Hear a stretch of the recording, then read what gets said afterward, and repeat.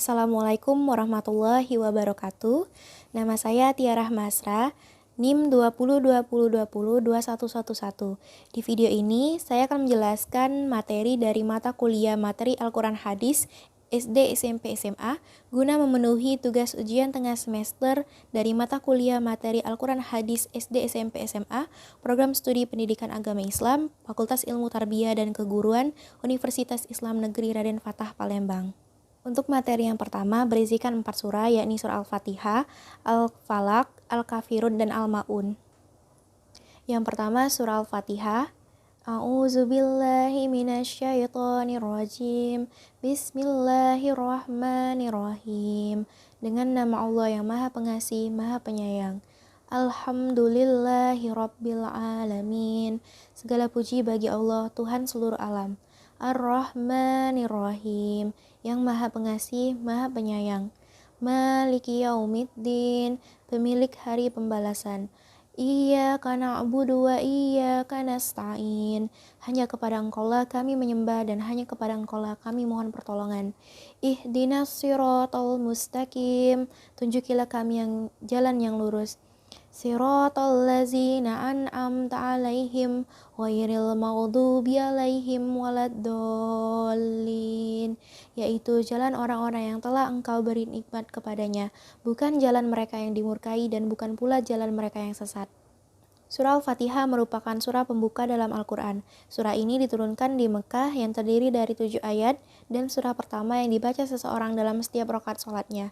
Surah ini memiliki banyak nama, diantaranya Ummul Kitab atau Induk Kitab, Ummul Quran atau Induk Quran, Asy-Syifa atau Ar-Ruqyah, dan nama lainnya yakni As-Sabul Matsani, yakni 7 yang berulang-ulang. Dinamakan seperti ini karena jumlah surah Al-Fatihah yang terdiri dari 7 ayat dibaca secara berulang-ulang dalam sholat. Isi kandungan Al-Fatihah yakni yang pertama, surah ini mengandung 3 macam tauhid. Yang pertama, tauhid rububiyah atau pengesaan dalam perbuatan Allah, diambil dari ayat Rabbil Alamin yang berarti Allah adalah Rabb satu-satunya yang mengatur jagat raya ini.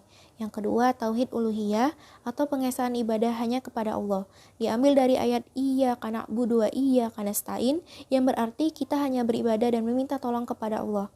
Dan yang terakhir, tauhid asma wa sifat, yakni pengesaan bahwa Allah satu-satunya yang memiliki nama dan sifat yang sempurna tanpa melakukan taktil atau menolak sifat Allah, tamsil, menyerupakan dengan makhluk, dan tasbih atau yang menyerupakan dengan sifat makhluk. Kesemuanya telah ditunjukkan dengan lafaz Alhamdulillah. Kandungan yang kedua, yakni surah ini menetapkan adanya kenabian pada ayat Ihdinas siratal mustaqim, yang berarti tunjukilah kami ke jalan yang lurus, karena hal tersebut tidak akan bisa tercapai tanpa adanya Rasul yang diutus. Yang ketiga, adanya penetapan balasan terhadap amalan yang dikerjakan, seperti yang tertera dalam ayat Maliki Yaumiddin, yang berarti yang menguasai hari pembalasan. Balasan tersebut tentu berlaku adil. Makna adil di sini adalah memberikan balasan yang adil. Yang keempat, surah ini menetapkan adanya takdir dan seorang hamba itu pelaku sebenarnya, tidak seperti yang diyakini Qadariyah atau yang menolak takdir, dan Jabariyah yang menyatakan manusia itu dipaksa oleh takdir. Yang kelima, surah ini membantah seluruh ahli bid'ah yang sesat, yakni pada ayat Ihdinas siratal mustaqim atau tunjukilah kami ke jalan yang lurus, yaitu jalannya orang yang mengetahui kebenaran dan mengamalkannya. Dan yang terakhir, surah ini mengajarkan memurnikan atau mengikhlaskan ibadah dan meminta tolong hanya kepada Allah sebagaimana tertera dalam ayat Iyyaka na'budu wa iyyaka nasta'in. Surah yang kedua adalah Al-Falaq. Bismillahirrahmanirrahim. Qul a'udzu birabbil falaq. Katakanlah, aku berlindung kepada Tuhan yang menguasai subuh atau fajar. Min syarri ma khalaq, dari kejahatan makhluk yang Dia ciptakan. Wa min syarri ghasyikin iza waqab, dan dari kejahatan malam apabila telah gelap gulita. Wa min syarrin naffasati fil 'uqad, dan dari kejahatan perempuan-perempuan penyihir dan meniup pada buhul-buhul atau talinya. Wa min syarri hasidin iza hasad, dan dari kejahatan orang yang dengki apabila dia dengki. Surah Al-Falaq merupakan surah ke-113 dalam Al-Quran yang terdiri dari 5 ayat. Al-Falaq artinya waktu subuh. Surah Al-Falaq diturunkan di kota Mekah, maka surah ini termasuk golongan surah Makkiyah. Isi kandungan dari surah Al-Falaq, yakni yang pertama, surah Al-Falaq mengandung isti'azah atau permintaan perlindungan kepada Allah Subhanahu wa taala dari segala kejahatan makhluknya. Makhluk ini bisa siapapun dan apapun, termasuk dirinya sendiri yang merupakan ciptaan Allah. Yang kedua, dalam memohon perlindungan, dalam surah Al-Falaq ini Allah disebutkan dengan sifatnya Rabbul Falaq, yakni Tuhannya pagi dan subuh, pagi atau subuh, dan Tuhan seluruh makhluk.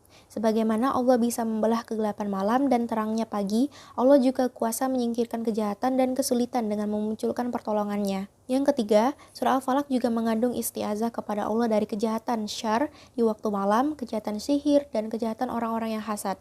Meskipun ketiga kejahatan ini termasuk dalam kejahatan makhluknya, ketiganya memerlukan perhatian khusus sehingga disebutkan secara lebih rinci. Yang keempat, dalam surah Al-Falaq ini terdapat dalil bahwa sihir itu ada, dan karenanya manusia harus berlindung kepada Allah bukan kepada selainnya. Dan yang kelima, surah Al-Falaq menjelaskan hasad itu membawa keburukan dan mengakibatkan kejahatan. Karenanya, kita perlu menghindarinya serta memohon perlindungan Allah dari kejahatan tersebut. Dan yang terakhir, dua surah Al-Falaq dan An-Nas yang disebut Al-Mu'awwizatain ini hendaknya dibaca dan diamalkan untuk mendapat perlindungan dari Allah dari segala kejahatan. Dalam keseharian, Rasulullah membaca surah Al-Ikhlas, Al-Falaq, dan An-Nas sebelum tidur, meniupkan kedua telapak tangannya, lalu mengusap ke kepala, wajah, dan seluruh tubuhnya. Surah yang selanjutnya adalah Al-Kafirun. Bismillahirrahmanirrahim. Qul ya ayyuhal kafirun. Katakanlah Muhammad, wahai orang-orang kafir. La a'budu ma ta'budun. Aku tidak akan menyembah apa yang kamu sembah. Wala antum abiduna ma a'bud. Dan kamu bukan penyembah apa yang aku sembah. Wala ana abidum ma abattum.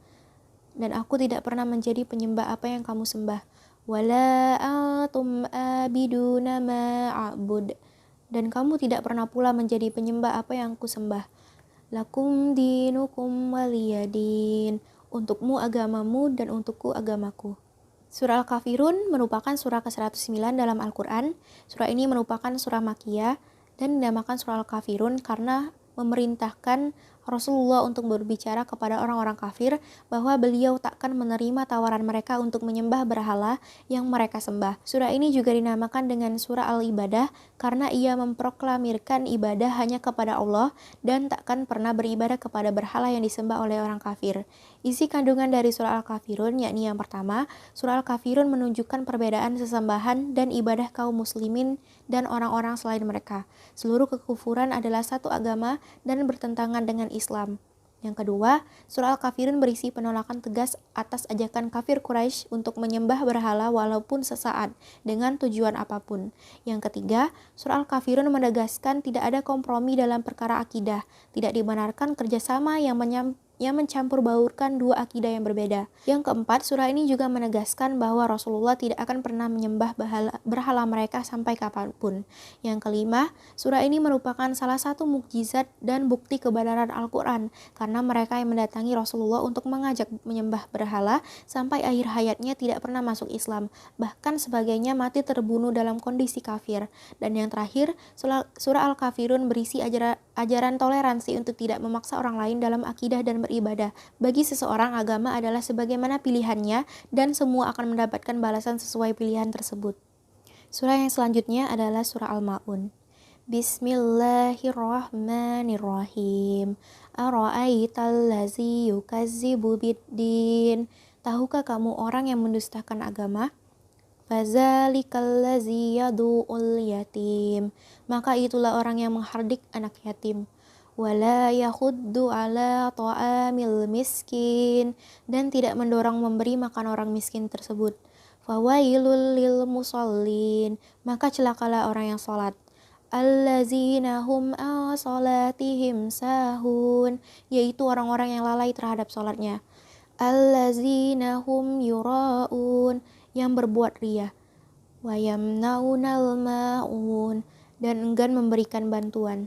Surah Al-Ma'un adalah surat ke-107 dalam Al-Quran. Ia merupakan surat Makkiyah. Surat ini dinamakan surah Al-Ma'un yang berarti barang yang berguna, diambil dari ayat terakhirnya. Nama lainnya adalah surah Ad-Din yang diambil dari ayat pertama.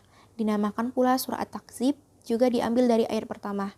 Surah Al-Ma'un menunjukkan kepada Rasulullah siapa orang-orang yang mendustakan agama dan mendustakan hari pembalasan. Isi kandungan surah Al-Ma'un yakni yang pertama, surah Al-Ma'un menunjukkan kepada Rasulullah siapa orang-orang yang mendustakan agama dan mendustakan hari pembalasan. Yang kedua, Allah mencela dan memastikan kecelakaan bagi orang-orang yang mendustakan agama.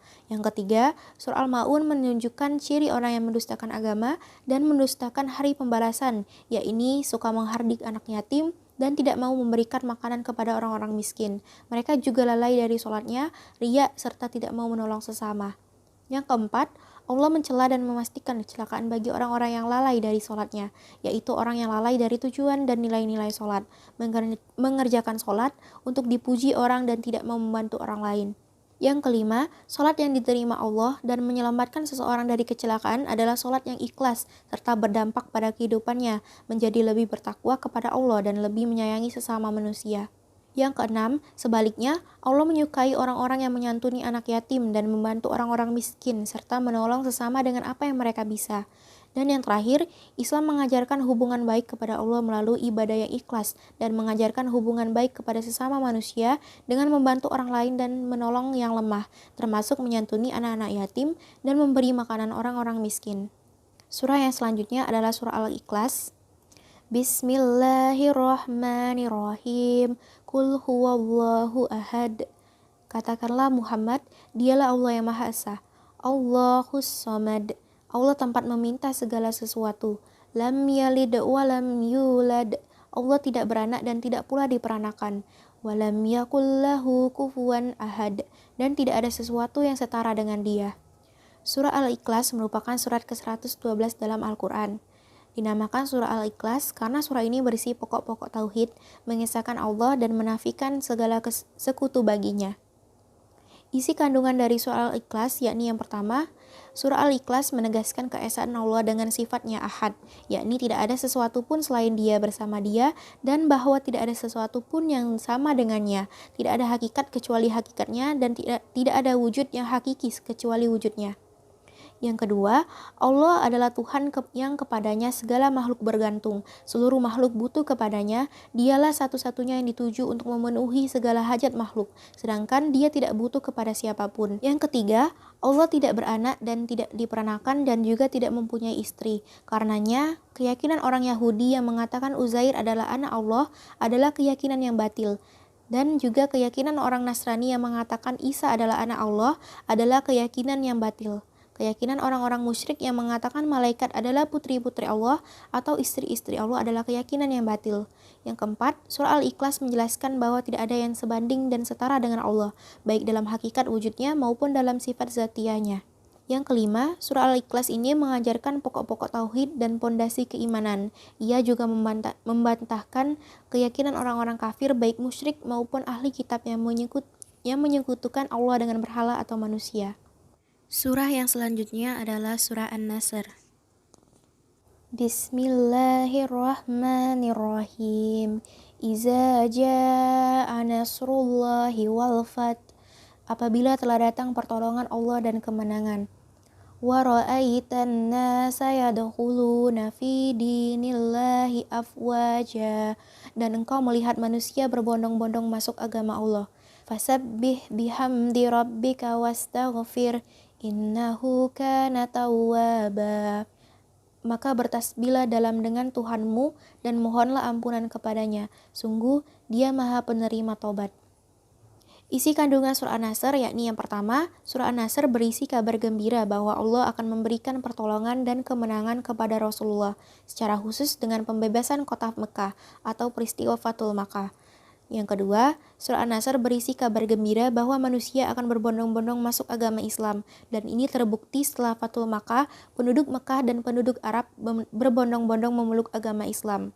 Yang ketiga, surah ini merupakan salah satu mukjizat dan bukti kebenaran Al-Quran karena apa yang dinyatakan Al-Quran benar-benar terjadi, yakni terjadinya peristiwa Fathul Makkah dan manusia berbondong-bondong masuk Islam setelah itu.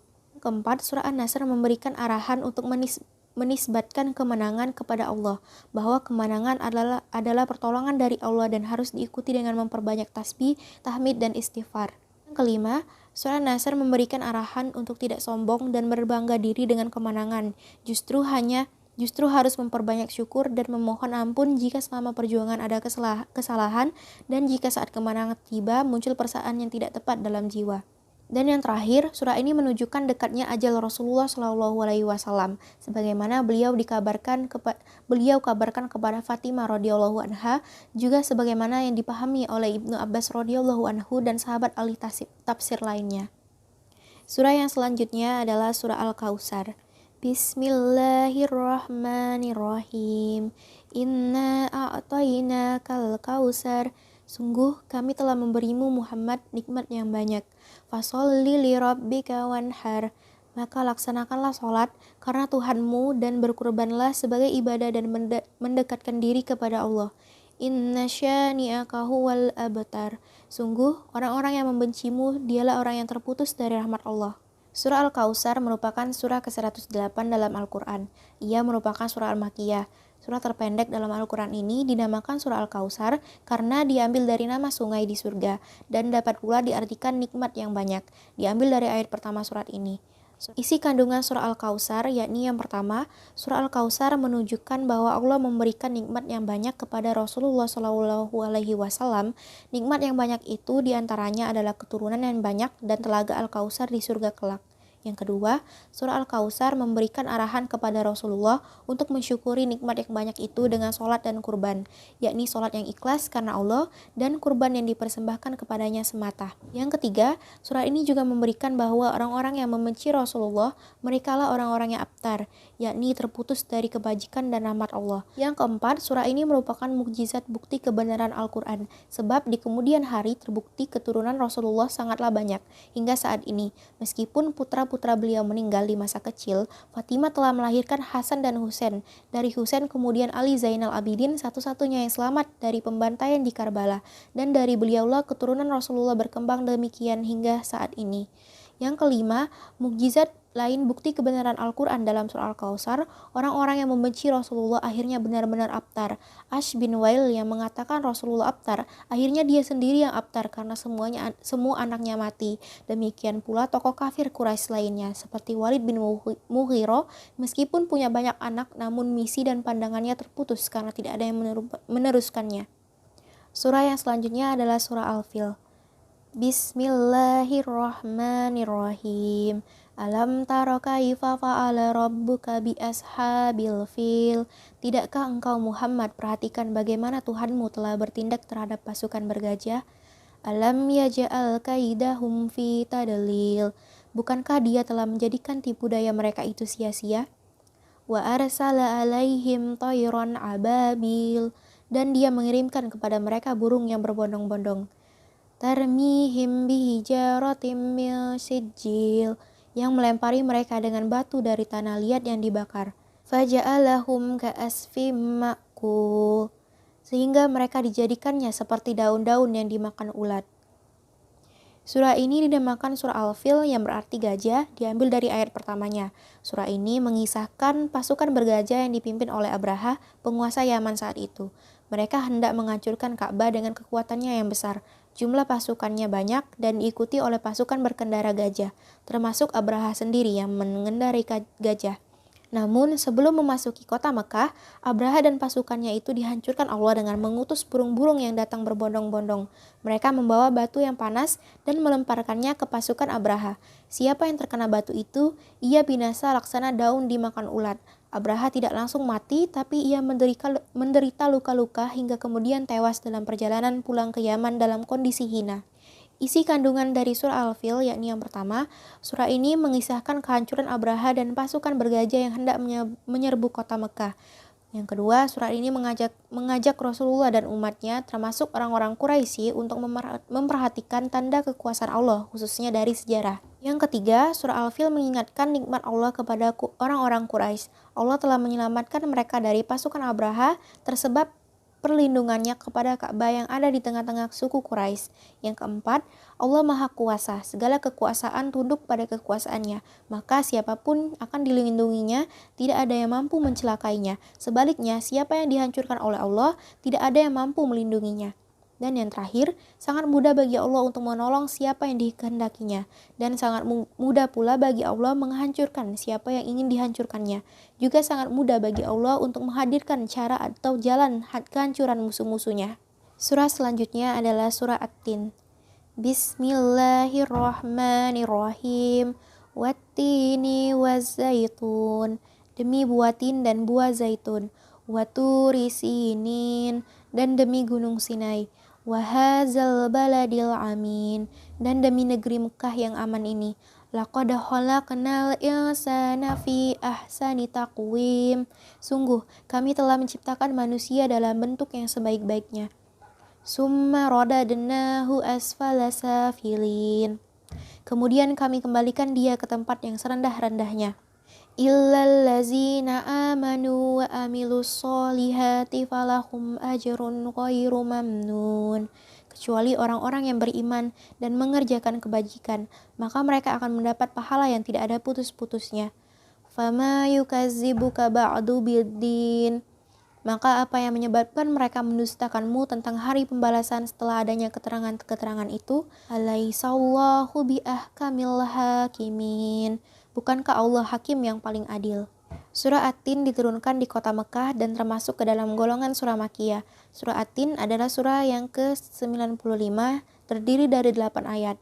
Surah ini memiliki makna yang menjadi refleksi diri untuk kehidupan umat manusia karena mengandung peringatan yang ditujukan kepada seluruh manusia dan diturunkan setelah surah Al-Buruj. Penciptaan manusia pun telah dijelaskan oleh Allah SWT melalui surah At-Tin. Isi kandungan surah At-Tin yakni sebagai berikut. Yang pertama, dalam surah At-Tin ayat 1-3 terdapat buah tin, buah zaitun, dan bukit Sinai dan kota yang aman. Menurut sebagian ahli tafsir, tin merupakan tempat tinggal dari Nabi Nuh alaihissalam, yakni di kota Damaskus yang memiliki banyak pohon tin. Sedangkan zaitun adalah Baitul Maqdis yang berlokasi di Yerusalem, Palestina, tempat kelahirannya Nabi Isa alaihissalam. Bukit Sinai merupakan sebuah gunung atau bukit tempat Allah SWT berbicara langsung kepada Nabi Musa saat menerima wahyu secara langsung.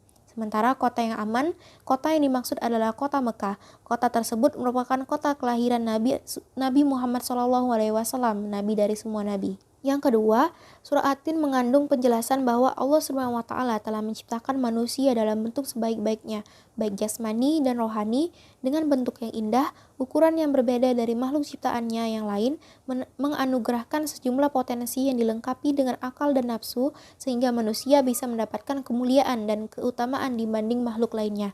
Yang ketiga, Allah SWT akan mengembalikan kedudukan manusia ke tempat yang paling rendah, yakni neraka, kecuali bagi mereka yang beriman dan beramal soleh. Karenanya, orang-orang yang beriman dan beramal soleh akan tetap mendapat pahala tiada putus dari Allah SWT, yaitu surga.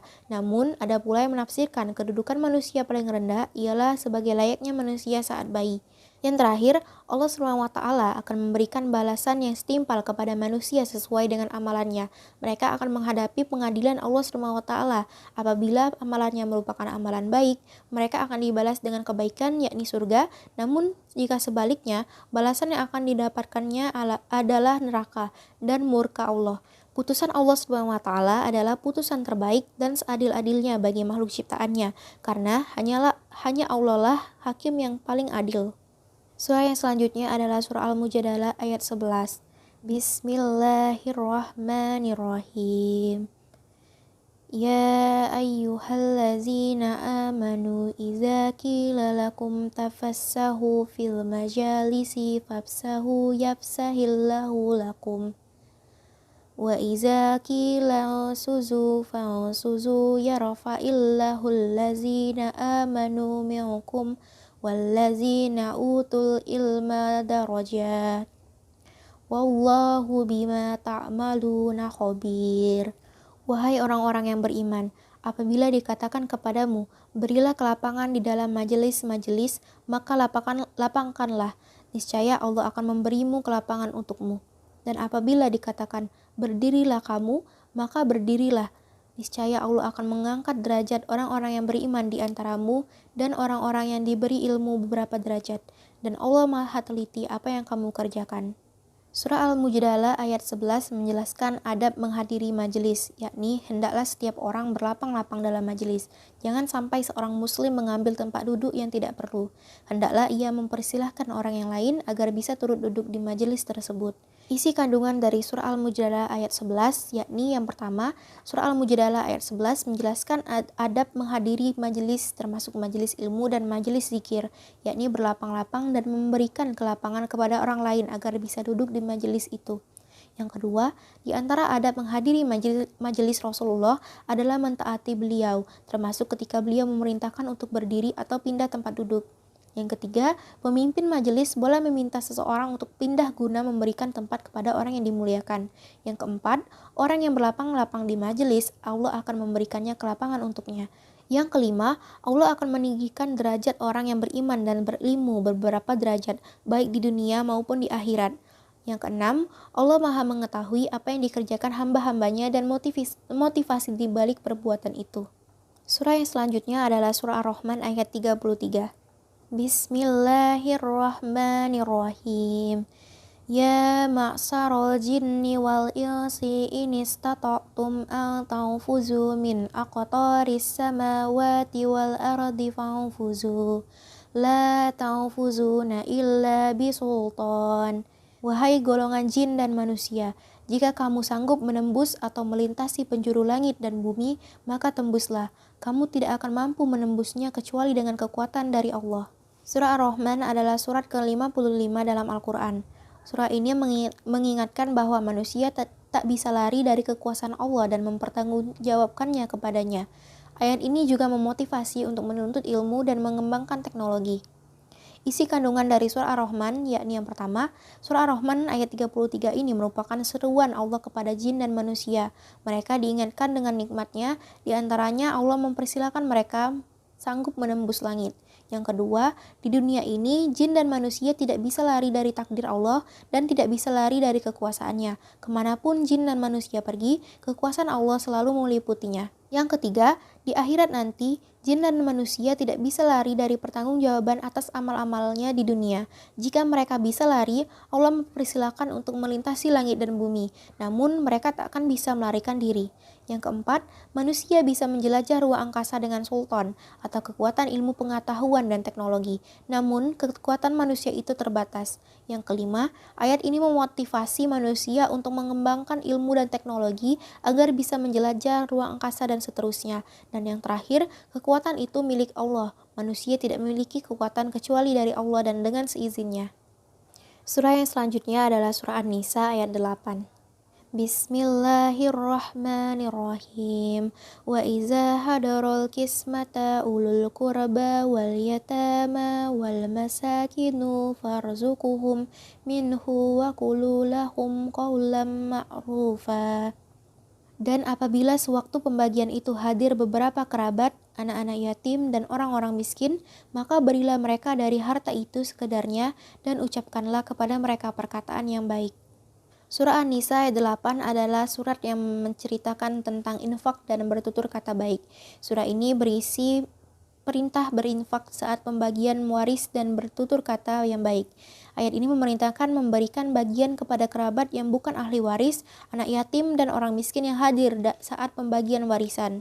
Isi kandungan dari surah An-Nisa ayat 8 yakni yang pertama, Islam adalah agama yang mengajarkan kasih sayang, tolong-menolong, dan menyambung silaturahmi. Yang kedua, ayat ini memerintahkan untuk memberikan bagian atau sedekah kepada kerabat yang bukan ahli waris, anak-anak yatim, dan orang-orang miskin yang hadir saat pembagian warisan, terutama jika warisan itu sangat banyak. Yang ketiga, besarnya pemberian tersebut adalah sekadarnya, tidak seperti warisan yang jumlahnya sangat banyak berdasarkan ketentuan sebagaimana hak waris.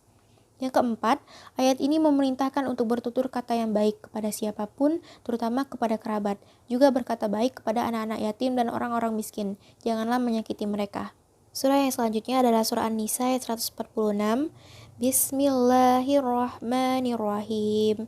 Illallazina tabu wa aslahu wa qatasamu billahi wa ahlasu dinahum lillahi faulaika ma'al mu'minin wa sawfa yu'tillahul mu'minina ajran azima. kecuali orang-orang yang bertobat dan memperbaiki diri dan berpegang teguh pada agama Allah dan dengan tulus ikhlas menjalankan agamanya karena Allah, maka mereka itu bersama-sama orang yang beriman dan kelak Allah akan memberikan pahala yang besar kepada orang-orang yang beriman itu. Isi kandungan surah An-Nisa ayat 146 adalah anjuran agar umat manusia bertaubat, anjuran agar umat manusia melaksanakan ibadah ikhlas atas nama Allah Subhanahu wa taala, seruan agar umat manusia selalu menjalankan perintah agama Allah Subhanahu wa taala. Ketaatan dan keimanan kita kepada Allah Subhanahu wa taala akan membawa kita kepada surganya. Surah yang selanjutnya adalah surah Al-Baqarah ayat 153. Bismillahirrahmanirrahim. Ya ayyuhallazina amanu sta'inu bis-sabri was-shalah. Innallaha ma'as-sabirin. Wahai orang-orang yang beriman, mohonlah pertolongan kepada Allah dengan sabar dan sholat. Sungguh Allah beserta orang-orang yang sabar. Surah Al-Baqarah ayat 153 merupakan ayat tentang sabar dan sholat. Allah memerintahkan orang-orang beriman agar menjadikan sabar dan sholat sebagai penolongnya, yakni minta pertolongan kepada Allah dan dengan keduanya. Isi kandungan dari surah Al-Baqarah ayat 153 adalah yang pertama, Allah memerintahkan orang-orang beriman agar meminta pertolongan kepadanya dengan sabar dan sholat, baik pertolongan untuk meraih kebahagiaan di dunia maupun kebahagiaan di akhirat. Yang kedua, ketika menghadapi musibah atau cobaan, seorang mukmin harus bersabar dan memperbanyak sholat. Yang ketiga, sabar dan sholat adalah solusi bagi orang-orang yang beriman. Yang keempat, orang-orang yang sabar akan mendapatkan kebersamaan Allah secara khusus atau maitullah khasa. Kebersamaan khusus itu berupa penjagaan, perlindungan, pembelaan, dan pertolongan. Dan yang terakhir, orang-orang yang sabar hendaknya tenang menghadapi kehidupan karena Allah sudah menjamin bahwa Dia membersamai mereka. Surah Al-Imran ayat 134 menjelaskan 4 karakter orang yang bertakwa, yakni gemar berinfak, menahan amarah, memaafkan, dan suka berbuat baik. Ayat ini merupakan satu rangkaian dengan ayat 133 dan 135. Dimulai dari perintah bersegera menuju ampunan Allah dan surganya, seluas langit dan bumi yang disediakan bagi orang yang bertakwa.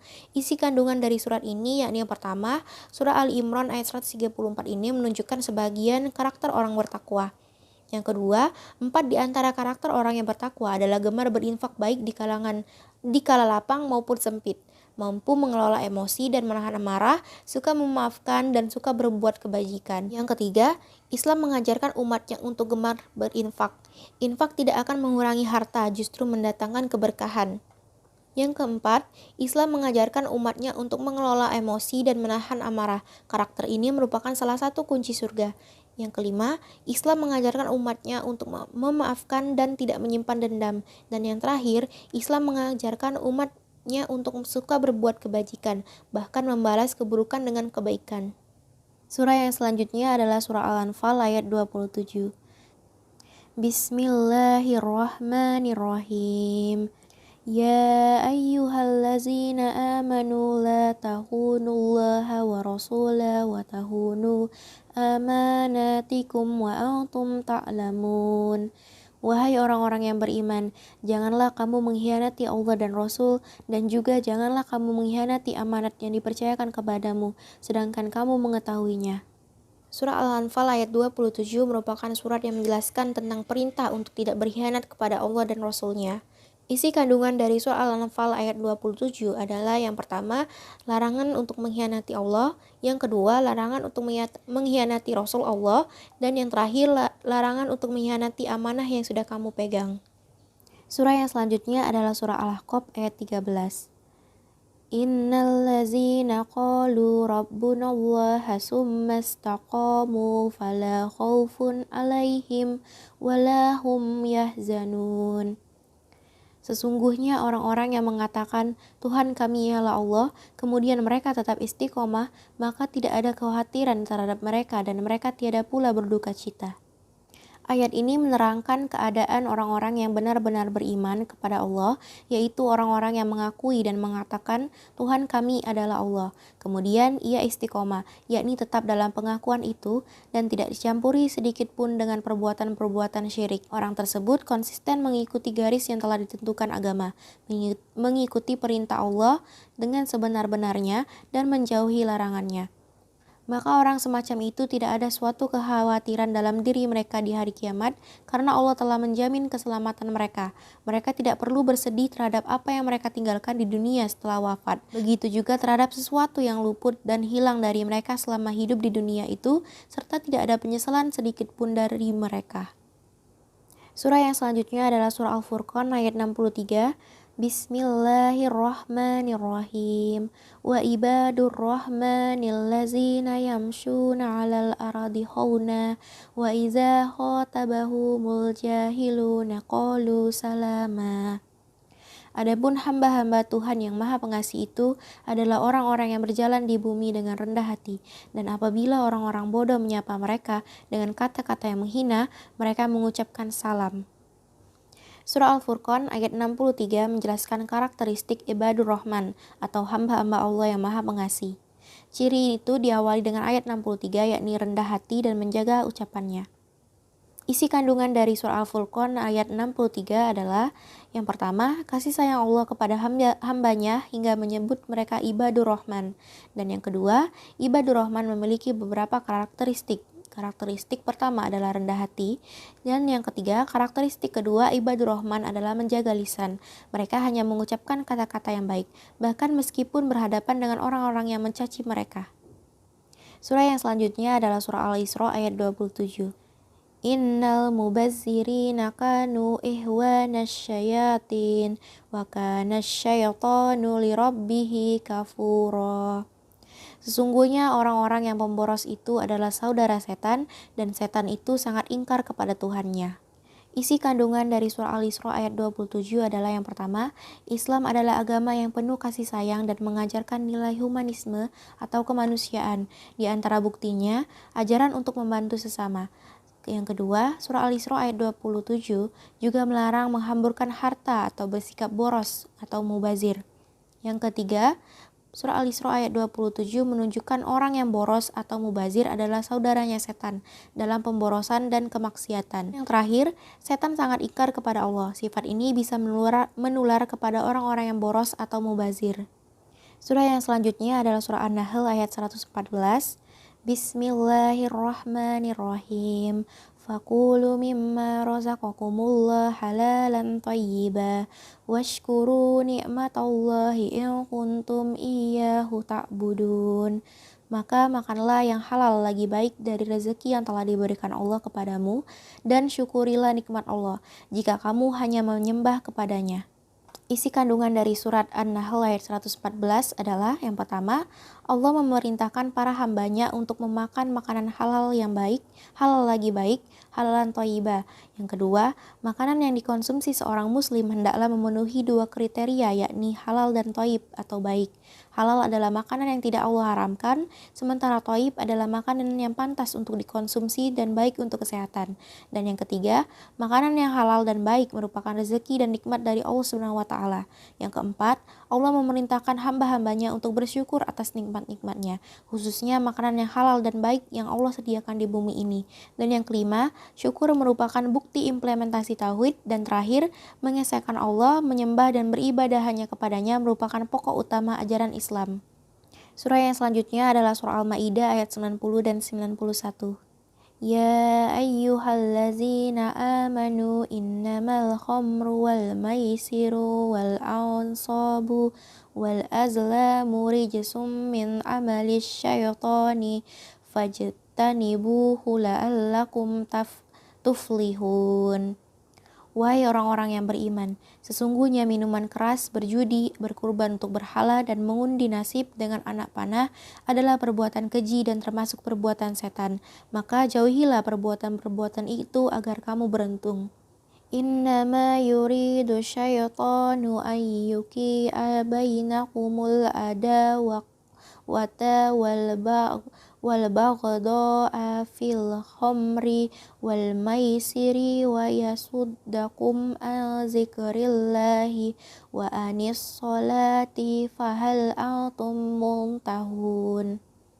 Dengan minuman keras dan judi itu, setan hanyalah bermaksud menimbulkan permusuhan dan kebencian di antara kamu dan menghalang-halangi kamu dari mengingat Allah dan melaksanakan sholat. Maka tidakkah kamu mau berhenti? Isi kandungan surah Al-Maidah ayat 90 adalah yang pertama, seluruh manusia terutama orang beriman diwajibkan untuk menjauhi perbuatan-perbuatan syaitan.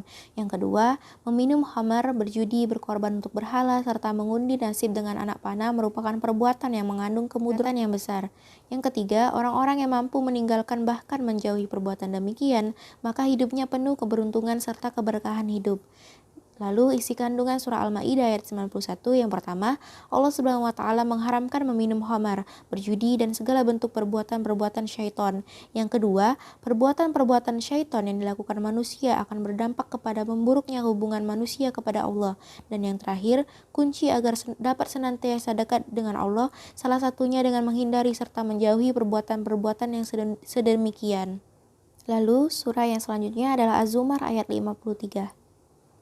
Qul ya ibadiyallazina asrafu ala anfusihim la taqnatu min rahmatillah innallaha yaghfiruz dzunuba jami'a innahu huwal ghafurur rahim.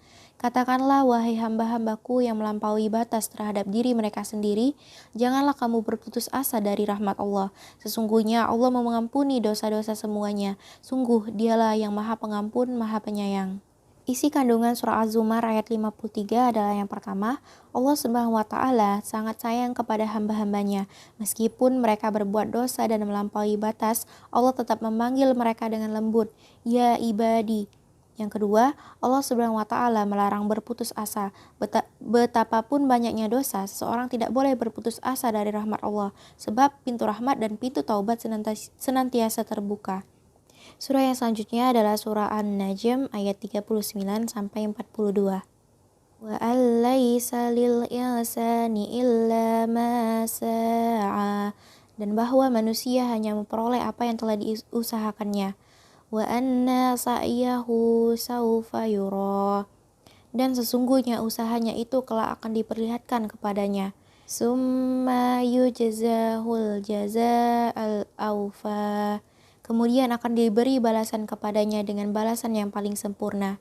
Wa anna ila rabbikal muntaha, dan sesungguhnya kepada Tuhanmu lah kesudahannya atas segala sesuatu. Isi kandungan dari surah An-Najm ayat 39 sampai 42 adalah yang pertama, manusia hanya akan mendapatkan pahala dari apa yang ia amalkan, bukan apa yang diamalkan orang lain tanpa keterlibatan atau usahanya. Yang kedua, surah An-Najm ayat 39 menunjukkan pentingnya ikhtiar, sebab apa yang ia dapatkan berbanding lurus dengan apa yang ia ikhtiarkan. Dan yang ketiga, setiap amal yang ia lakukan akan diperlihatkan nanti di akhirat, baik amal baik maupun amal buruk. Tidak hanya dirinya, bahkan orang lain juga akan melihatnya. Ini surah Ali Imran ayat 153. Fabima rahmatim minallahi lintalahum walau kunta fazzan ghalizal qalbi lanfaddu min hawlik fa'fu anhum wastaghfir lahum wasyawirhum fil amr fa iza azamta fatawakkal 'alallah innallaha yuhibbul mutawakkil. Maka berkat rahmat Allah engkau Muhammad berlaku lemah lembut terhadap mereka.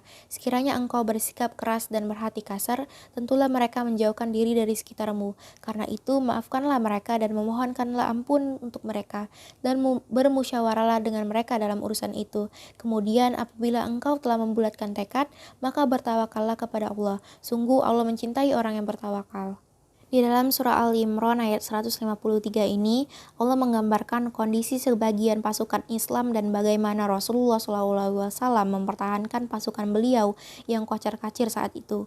Saat perang sedang genting-gentingnya, Rasulullah memanggil-manggil mereka untuk kembali. Salah satu tujuannya adalah supaya mereka tahu bahwa beliau masih hidup. Waktu itu memang isu yang terdengar adalah Rasulullah telah meninggal. Sehingga wajar bila pasukan menjadi resah karena mengira pemimpin mereka benar-benar meninggal. Perilaku sebagian pasukan tersebut telah membuahkan berbagai kesedihan, dan semua kejadian itu bertujuan untuk membuat mental dan karakter seorang mukmin agar tidak mudah sedih atau kecewa terhadap sesuatu harapan yang tidak tercapai atau musibah yang menimpanya. Karena pada dasarnya Allah mengetahui tentang segala hikmah yang ada pada segala kejadian. Surah yang terakhir adalah surah Al-Hujurat ayat 13. Bismillahirrahmanirrahim. Ya ayyuhan nasu inna khalaqnakum min zakari wa unsha wa ja'alnakum syu'uban wa qabaila lita'arafu. Inna akramakum indallahi atqakum. Innallaha alimun khabir. Isi kandungan surah Al-Hujurat ayat 13 adalah yang pertama, ayat ini memberitahukan bahwa manusia berasal dari satu keturunan yakni Nabi Adam dan Hawa, sehingga pada hakikatnya mereka setara. Yang kedua, keragaman adalah sunatullah karena Allah menjadikan manusia berkembang demikian banyak sehingga menjadi berbangsa-bangsa dan bersuku-suku. Yang ketiga, keragaman itu bukanlah untuk saling memusuhi, melainkan untuk saling mengenal, saling bekerja sama, dan saling memberikan manfaat. Selanjutnya, seluruh manusia sama kedudukannya di hadapan Allah Subhanahu wa taala. Yang membedakan adalah ketakwaannya. Manusia yang paling mulia di sisi Allah adalah yang paling bertakwa.